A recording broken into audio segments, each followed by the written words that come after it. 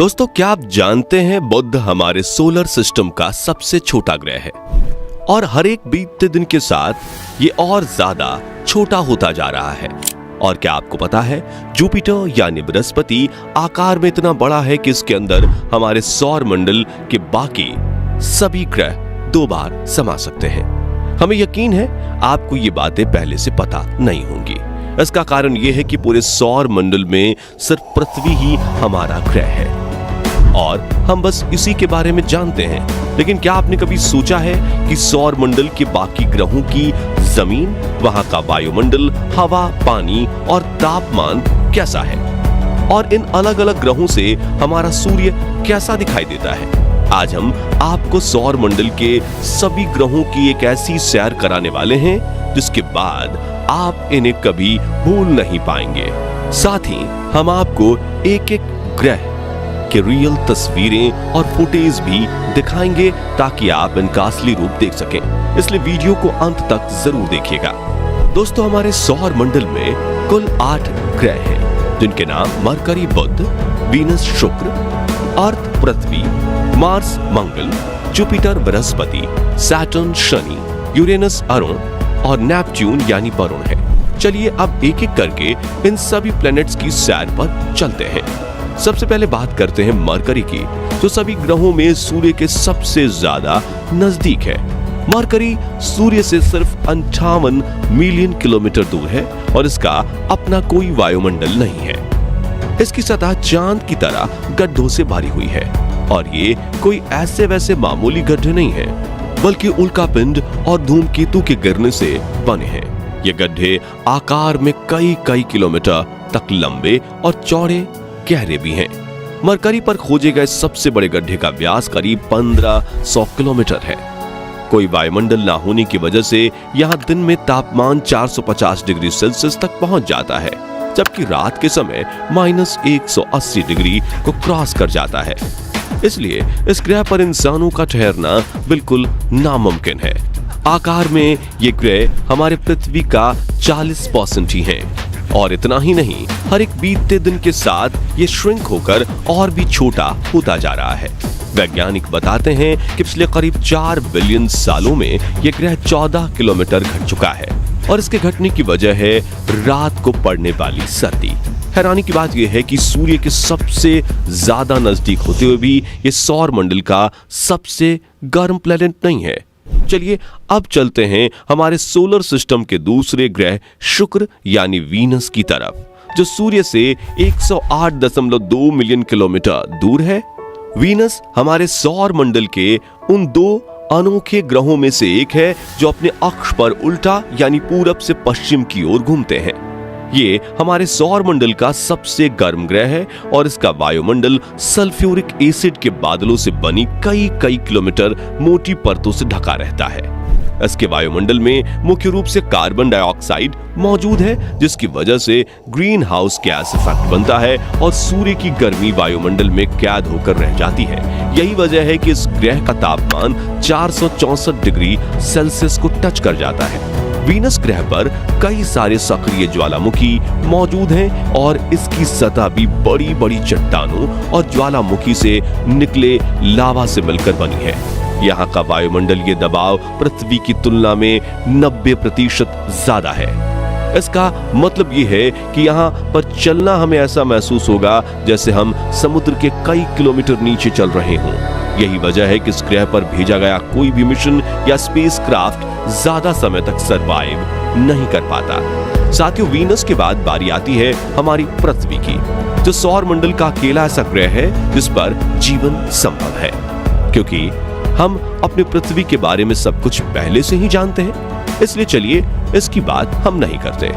तो पृथ्वी के बाद बारी आती है मंगल यानी मार्स की। इस प्लेनेट की सतह और मिट्टी लाल रंग की है और स्पेस से देखने पर यह लाल रंग की गेंद के जैसा नजर आता है, इसलिए इसे रेड प्लेनेट भी कहते हैं।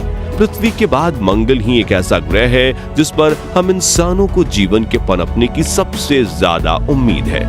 यहाँ की जमीन में आयरन की मात्रा बहुत अधिक है और यही इसकी धूल और मिट्टी में भी पाया जाता है। यहाँ का वायुमंडल पतला और ठंडा है, जिसके चलते इसकी सतह पर पानी ज्यादा देर तक लिक्विड फॉर्म में नहीं रह पाता। मंगल पर धूल भरी आंधी और तूफान आना आम बात है। सूर्य से करीब 228 मिलियन किलोमीटर दूर होने की वजह से यहाँ का औसत तापमान -55 डिग्री सेल्सियस रहता है, जबकि इसका मैक्सिमम टेम्परेचर सिर्फ 30 डिग्री सेल्सियस तक ही पहुंच पाता है। यहाँ की सतह हमारी पृथ्वी के चट्टानी और रेगिस्तानी इलाकों से काफी मिलती जुलती है। वैज्ञानिकों का अनुमान है कि शायद एक समय मंगल ग्रह पर जीवन रहा होगा। दोस्तों, मंगल के बाद अब नंबर आता है बृहस्पति यानी जुपिटर ग्रह का, जो कि हमारे सोलर सिस्टम का सबसे बड़ा ग्रह है। इसके आकार का अंदाजा आप इसी बात से लगा सकते हैं कि इसके अंदर 1300 पृथ्वी समा सकती है। जुपिटर एक गैस जायंट है, जिसका मतलब है कि यह कोई ठोस सतह वाला ग्रह नहीं है, और यह ग्रह सिर्फ गैस है और उसमें मौजूद तरल से मिलकर बना हुआ है। जुपिटर का वायुमंडल मुख्य रूप से हाइड्रोजन और हीलियम गैस से बना है, लेकिन इसमें कुछ मात्रा में अमोनिया और मीथेन भी शामिल हैं। करीब से जुपिटर बेहद खूबसूरत और रंगीन दिखने वाला बादलों जैसा नजर आता है, लेकिन आप इनकी सुंदरता पर मत जाइएगा, क्योंकि इन बादलों में आप एक सेकंड भी जिंदा नहीं रह पाएंगे। खैर, चलिए आगे बढ़ते हैं अगले ग्रह की ओर, जिसे हम सैटर्न और शनि के नाम से जानते हैं। शनि ग्रह का ख्याल मन में आते ही सबसे पहले हमारा ध्यान इसकी बड़ी बड़ी रिंग्स पर जाता है। आपको बता दें कि ये छल्ले बर्फ के छोटे छोटे कणों और चट्टान के टुकड़ों से मिलकर बने हैं। जुपिटर की तरह ही शनि भी एक गैस जायंट है, यानी इसकी भी कोई ठोस सतह नहीं है, और इसका वायुमंडल 75% हाइड्रोजन, 25% हीलियम और मीथेन व पानी की बर्फ जैसे अन्य पदार्थों के अंश से मिलकर बना है। जुपिटर के बाद शनि हमारे सौर मंडल का दूसरा सबसे बड़ा ग्रह है। पृथ्वी से अगर इसकी तुलना की जाए तो इसका व्यास 10 गुना ज्यादा है। शनि के बहुत सारे चंद्रमा हैं। अब तक इसके 80 से ज्यादा चंद्रमा खोजे जा चुके हैं और वैज्ञानिकों की खोज अभी भी जारी है। कैसिनी नाम के एक अंतरिक्ष यान ने शनि और इसके चंद्रमा का अध्ययन करने में 13 साल से ज्यादा का समय बिताया है। यही वो मिशन है जिसने शनि और इसके छल्ले से जुड़े रहस्यों को पहली बार उजागर किया था। हमारे सौर मंडल में सैटर्न के बाद बारी आती है यूरेनस ग्रह की, जिसे हम अरुण कहकर बुलाते हैं। वीनस के बाद यूरेनस ही एक ऐसा ग्रह है जो अपनी दूरी पर पूरब से पश्चिम दिशा में घूमता है। ये हमारे सोलर सिस्टम का सबसे ठंडा ग्रह है, जिसके चलते इसे आइस जायंट भी कहा जाता है। इस ग्रह का तापमान -224 डिग्री सेल्सियस तक नीचे चला जाता है। यूरेनस का वायुमंडल 83% हाइड्रोजन और 15% हीलियम से मिलकर बना है, जिसके अंदर थोड़ी बहुत मात्रा में मीथेन, पानी और अमोनिया के अंश भी मौजूद हैं। यूरेनस का आकार हमारी पृथ्वी से लगभग 4 गुना बड़ा है। शनि की तरह यूरेनस का भी अपना एक रिंग सिस्टम है, हालांकि ये शनि के जितना प्रसिद्ध नहीं है और बहुत कम लोग इसके बारे में जानते हैं। इन छल्लों की खोज पहली बार 1977 में की गई थी और फिर बाद में साल 1986 के दौरान वॉयेजर 2 अंतरिक्ष यान द्वारा इसकी पुष्टि भी की गई।